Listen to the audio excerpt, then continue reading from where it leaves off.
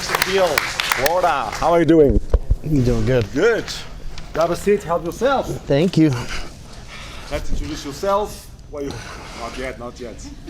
Thank you, Pacific Service, for the meals. Introduce yourself, where you're coming from, and what do you do? Jason Kelloway. I'm from Jacksonville, Florida. Social Grounds Coffee Roasters, and I am the owner and head roaster. How long have you been Social Grounds, and how long have you been roasting, just all in general? Yeah, 2015. I started roasting before anything. 2015, started to teach myself how to roast, and yeah, had a lot of good friends along the way, and so I guess it's been like an 11-year journey right now. How did you get into the roasting competition then? And how long? Michael Matthews, actually, yeah, pushed me to do it. Yeah, my boy in the back. Nice. So we've been competing ever since, and so it's kind of one of those things where he's just challenged that area.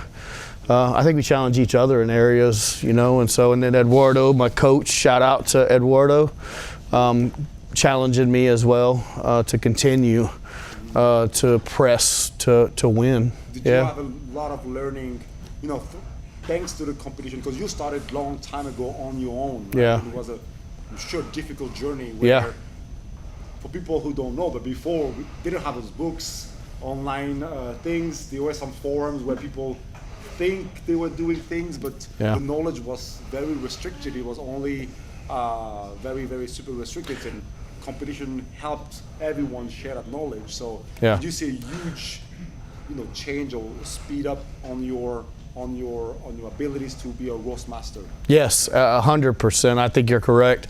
Early on, it was like if someone was, it was almost like this mystical, like if you wanted someone to help you learn how to roast, it was like a magician teaching you his tricks. It just didn't happen. And so the competition and Expo opened up friends around the country and the world that did really care, and it did push you. I mean, that's the point, is if you want to get better, then you've got to get uncomfortable and you've got to be with the best. So how did you manage to, because you have got a long journey, and sometimes when you are in that knowledge for 2, 3, 4 years, it's really like your golden rule.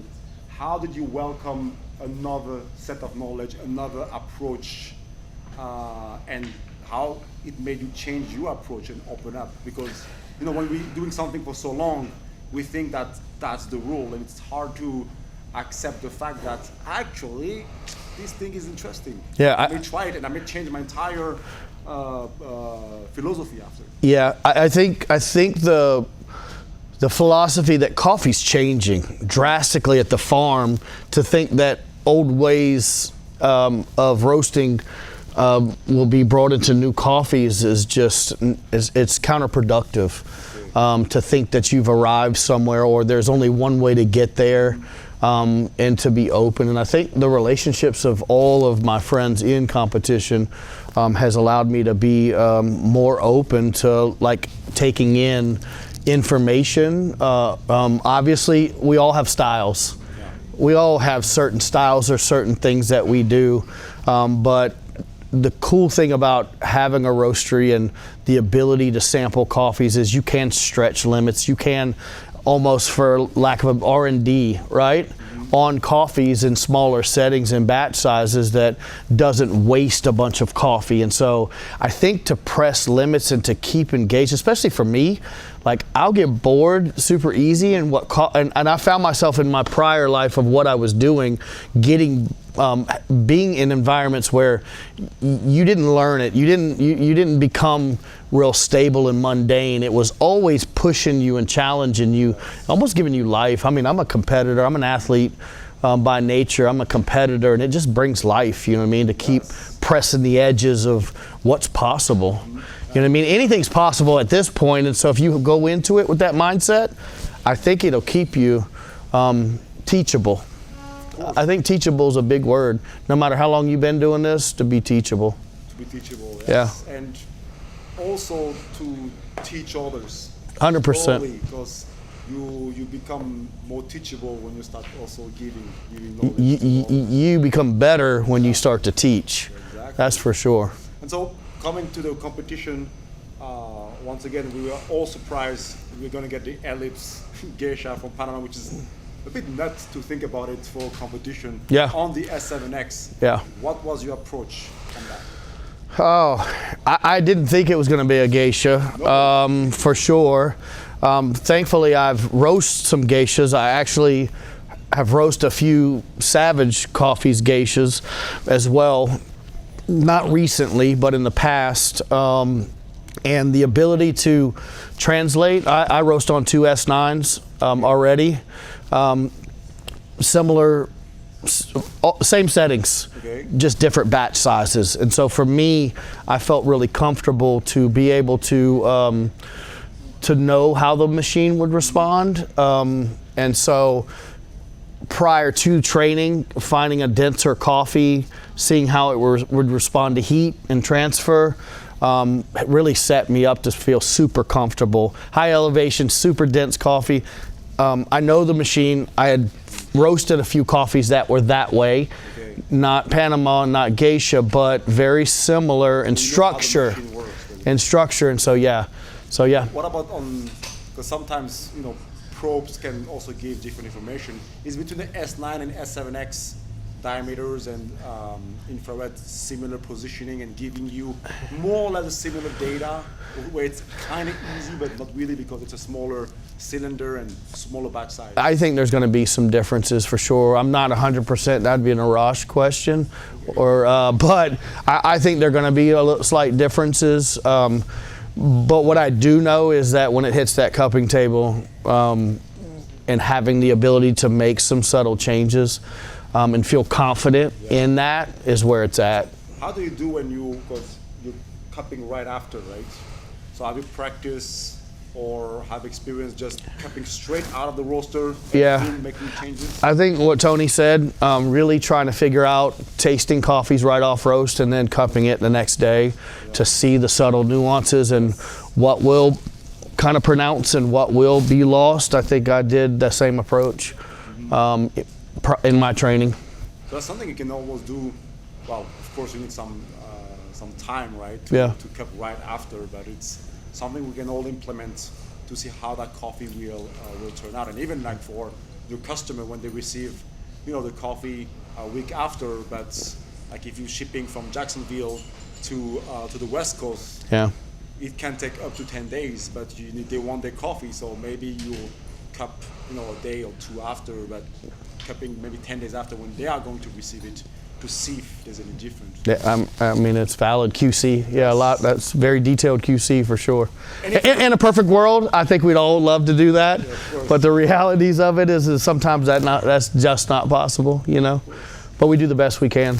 Any favorite coffee you had this year, memorable one that you really remember? Shout out to Ben Hameen Paz, my boy, super high-end professional, but a good friend. I just had his and brought some in from, it's a geisha, Honduras geisha, La Salsa. It's a natural, beautiful coffee, so. Awesome. Any advice or roasting experience with all your years, in roasting, from the time where there was no information to we got books and blogs to now competitions and more information than any time? Anything that can help someone in the audience or someone watching us kickstart their career or the journey on the positive notes? Yeah, I think you got to start. Yeah. You got to start. For 1, 2, you've got to get behind a roaster. Whatever that looks like. And I think maybe somebody, I don't know if it was somebody said sample roasting is big. I think that a lot of people should, because cupping's gonna. So would you advise someone to just sample roast and roast as soon as possible, or because it's also sometimes when we're starting something, we want the right equipment, we want the right setting. I want to first have a good green coffee, then I want a machine I can control, and I want so much stuff. So to have a good ending, which is really important. Yeah. Also, would you suggest to what variable would you suggest to emphasizing like experience and roasting on whatever you can roast, or trying to have also some decent settings? I get the settings part, and I think that can come, but I think the palate and the understanding how coffee moves and how energy transfers and and how it can change the complexity of the flavor of coffee, I think is super important. I think we can miss that and get into production and just start producing mass and forget these very, very big details for curation of your palate and calibrating your palate with others that are beyond you to know what you're tasting. And how to then go into changing that maybe. So a sample roaster in the beginning, but obviously there are great intro roasters, you know what I mean? That you can see more than a sample roaster. So, but it's a big investment, and I think you got to love it, and then you got to know you're supposed to do it, and then you put your heart into it. Or just come to these events. I remember during the practice on Thursday, everyone was just trying everyone's coffee and discussing. And so it's a very chill environment where even if you don't own a roaster yet, you can just show up. Everyone is willing to share a cupping table.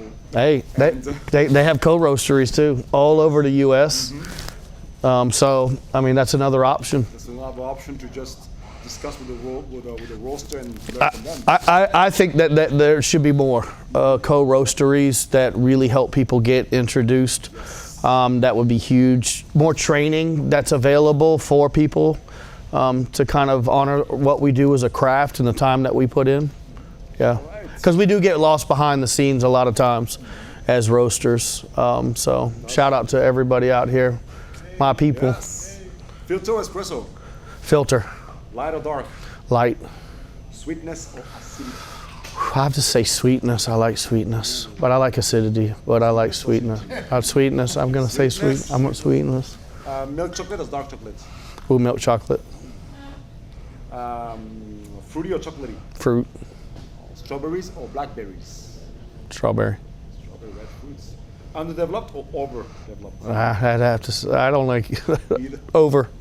If I have to choose. Body or clarity? Clarity. Clean or wild on a Friday morning? Clean. I taste a lot of wild ones, so I like clean. Washed or natural in Jacksonville in the heat when it's humid and stormy? Washed. Fast or slow roast on a very humid day in Jacksonville? I'd have fast to slow. High heat or gentle heat? High to gentle. High to gentle. High first, gentle after. Convection or conduction? Convection. Hot air or halogen? Oh, I liked when you said drum or halogen. I was about. I know you did. Probably hot air. Hot air. Yeah. Short development or long development? Shorter. Juicy or syrupy? Juicy. Omni roast or no? Say again. Omni roast? Like same roast, or do you roast for filter or espresso? One for all. No, yeah, different. Different. Yeah. Flat burr or conical? Flat. More Maillard stretch or more development stretch? Maillard. More woody or more grassy?